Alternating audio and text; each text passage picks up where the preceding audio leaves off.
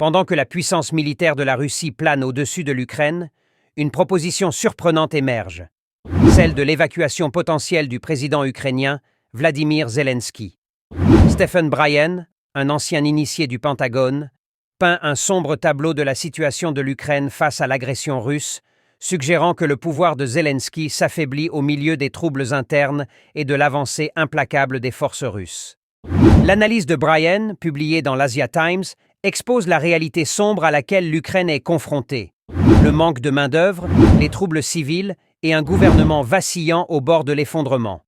Avec des grandes villes comme Odessa et Kharkar secouées par les troubles, le spectre du départ de Zelensky devient de plus en plus plausible. Bienvenue sur Vision Future, merci de vous abonner et de liker et partager la vidéo pour déclencher l'algorithme de YouTube. Regardez la vidéo jusqu'à la fin et découvrons ensemble pourquoi il est plus que nécessaire de mettre fin à la guerre en Ukraine. Commençons. L'intervention potentielle du Pentagone, proposée par Bryan, souligne la gravité de la situation. Les États-Unis, soucieux d'éviter un fiasco similaire à celui de l'Afghanistan, pourraient être contraints d'agir de manière décisive pour garantir la sécurité de Zelensky. Sa sortie vers une zone située dans les régions occidentales de l'Ukraine apparaît comme un mouvement stratégique visant à contrer l'empiètement russe et à préserver Zelensky.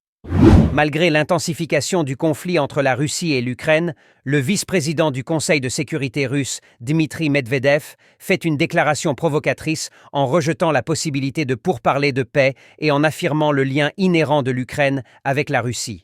Dans son discours chargé de rhétorique accusatrice, les paroles de Medvedev résonnent sur la scène internationale, signalant la position inflexible de la Russie face à la condamnation mondiale.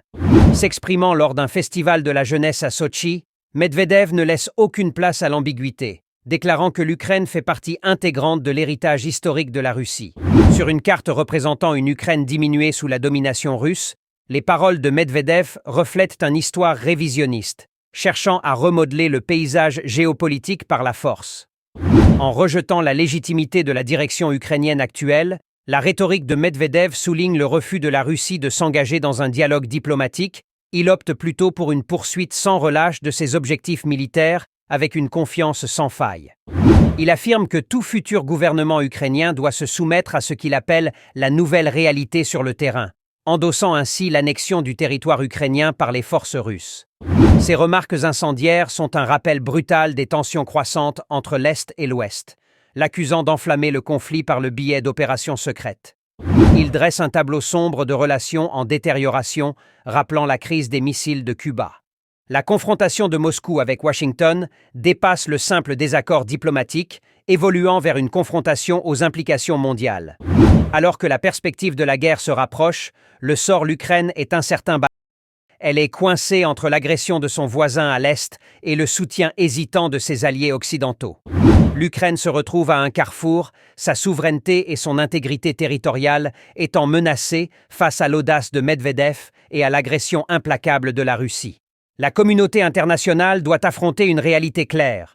La lutte pour la souveraineté ukrainienne n'est pas seulement un conflit régional, mais un test décisif pour les principes de paix et d'autodétermination au XXIe siècle.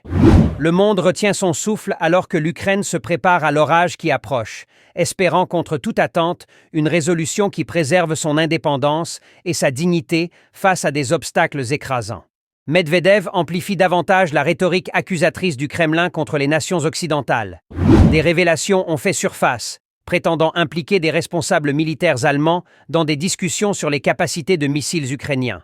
La discussion porte sur l'utilisation potentielle par l'Ukraine de missiles Taurus fabriqués en Allemagne, dévoilant ainsi un univers clandestin d'intrigues internationales. Alors que la conversation aborde des cibles stratégiques telles que le pont de Crimée, un lien crucial entre le territoire russe et la Crimée annexée, le spectre d'une escalade militaire plane sinistrement sur la région. Les implications sont claires. De telles actions pourraient déclencher une poudrière de tensions géopolitiques aux conséquences profondes pour la stabilité mondiale. Craignant une escalade du conflit, Olaf Scholz navigue dans les eaux traîtresses de la diplomatie, partagée entre le respect des principes de paix et de sécurité et éviter les actions qui pourraient aggraver une situation déjà désastreuse. Dans un discours empreint d'affirmation sur la puissance militaire de la Russie, Le président Poutine a également mis en valeur les armements avancés de la nation, incluant des avions hypersoniques et des véhicules sous-marins sans pilote, tout en proclamant la force nucléaire stratégique de la Russie. Il accuse l'Occident de chercher à entraîner la Russie dans une course aux armements. Au milieu des allégations de provocation et de tromperie de l'Occident, Poutine affirme le droit de la Russie de défendre ses intérêts et de renforcer sa défense face à la présence croissante de l'OTAN à ses frontières. Le spectre de la guerre nucléaire plane et la rhétorique de Poutine met en garde contre le potentiel d'un conflit qui pourrait échapper à tout contrôle, conduisant à l'anéantissement de la civilisation elle-même. Sa menace voilée de représailles rappelle de manière glaçante les dangers posés par le jeu dangereux de la géopolitique et le spectre toujours présent de la destruction mutuelle assurée. Alors que plusieurs pays de l'OTAN ont exclu le déploiement de troupes au sol en Ukraine, les États-Unis ont condamné les remarques de Poutine, les qualifiant d'irresponsables. Le désaveu du département d'État souligne les tensions croissantes entre Moscou et Washington, les deux parties se livrant à un jeu dangereux de rhétorique et de posture.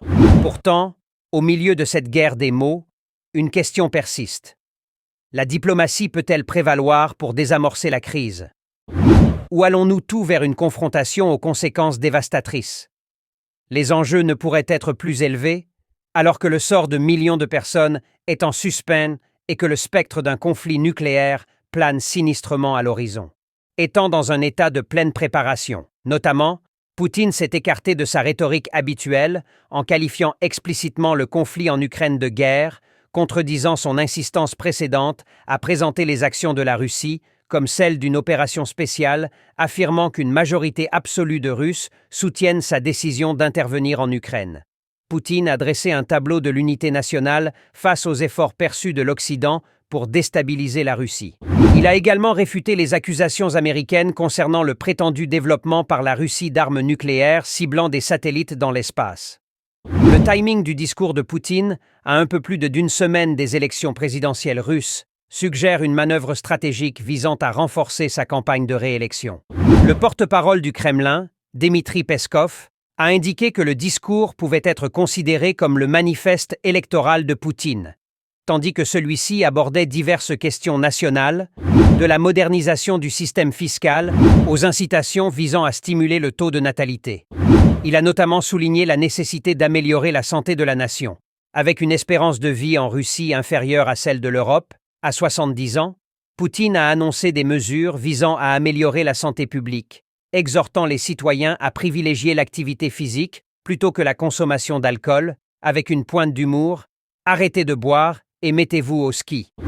La guerre entre la Russie et l'Ukraine devrait prendre fin pour plusieurs raisons convaincantes, principalement liées à la souffrance humaine immense et à la déstabilisation qu'elle a causée. Des milliers de vies ont été perdues et d'innombrables familles ont été déchirées par le conflit. Les civils, y compris les femmes et les enfants, ont subi les conséquences de la violence, faisant face au déplacement, au traumatisme et à la privation. Mettons fin à la guerre pour atténuer cette crise humanitaire, permettant ainsi aux communautés de se reconstruire et de guérir des blessures du conflit. De plus, la guerre a engendré des tensions géopolitiques et tendu les relations internationales. Elle a exacerbé les divisions en Europe et suscité des inquiétudes quant aux actions affirmées de la Russie dans la région. Le conflit a également eu des répercussions économiques, avec des sanctions et des perturbations commerciales affectant à la fois la Russie, l'Ukraine et d'autres pays. Mettre fin à la guerre atténuerait ces tensions et créerait des opportunités de dialogue diplomatique et de coopération, favorisant ainsi la stabilité et la sécurité dans la région. De plus, la fin à la guerre entre Russie et l'Ukraine peuvent réorienter leurs ressources vers le développement et la prospérité, plutôt que vers la destruction et le conflit, ouvrant ainsi la voie à un avenir plus paisible et prospère pour tous les acteurs concernés. Poursuite du conflit ne fait qu'alimenter un cycle de violence et de méfiance, entravant les perspectives de paix et de réconciliation à long terme.